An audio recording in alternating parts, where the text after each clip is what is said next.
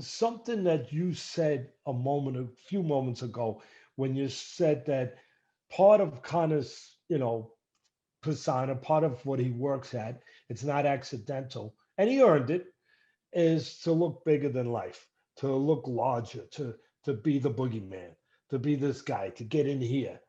And if he can get in here, well, he's already won the fight. And I that's where for me you were different. The first time 6, 7 years ago, I don't know exactly what the calendar was, but for me, you were not who you are now. I mean, you weren't as mature. You didn't have to experience the seasoning, all those things. And for me, you were more susceptible to that boogeyman than you would be now, because now you had been forged in the fire. Now you knew. Forget about the technical stuff you learned, or you might not even learned anymore. You might have had the same amount of knowledge then as you do now, but the way you used it under the way you use it under the gun, the way you use it in the environment that you had to use it, you you now were a person that didn't get overcome by all the noise, that got rid of a lot of furniture in the room that you didn't need, and a lot of furniture that got in the way of doing what you did a couple of weeks ago, that got in the way of doing that the first time, where you were just more involved in things you couldn't be involved in, more taken by things you can't be taken by from a mental standpoint. And for me, that's why I was telling the people on our podcast, it's going to be a different result. This is a different person.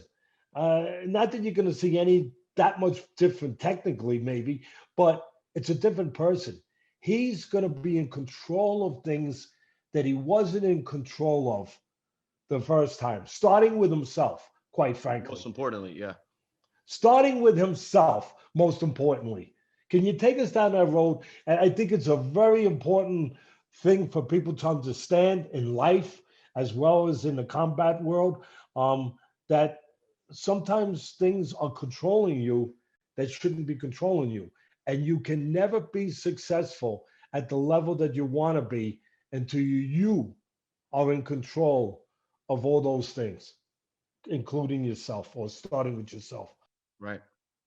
Yeah, this one, you're right about that. This one, the whole lead up, the press conferences, everything. I remember before, and during those moments, I just felt like his aura just was taking over the room everywhere we went. And and when we got into the octagon that night 6, 7 years ago, I felt that aura. It didn't seem like I was fighting another man. I was fighting a myth, a legend. It was crazy. I felt like I was in there to slay a dragon. I felt like I was facing Goliath, and I felt like I had a slingshot.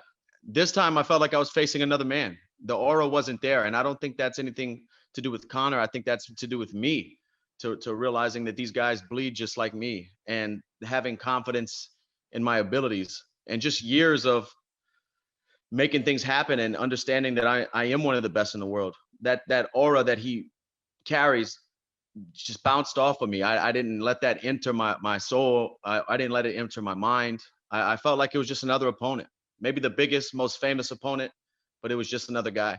In other words, this time it was a fight.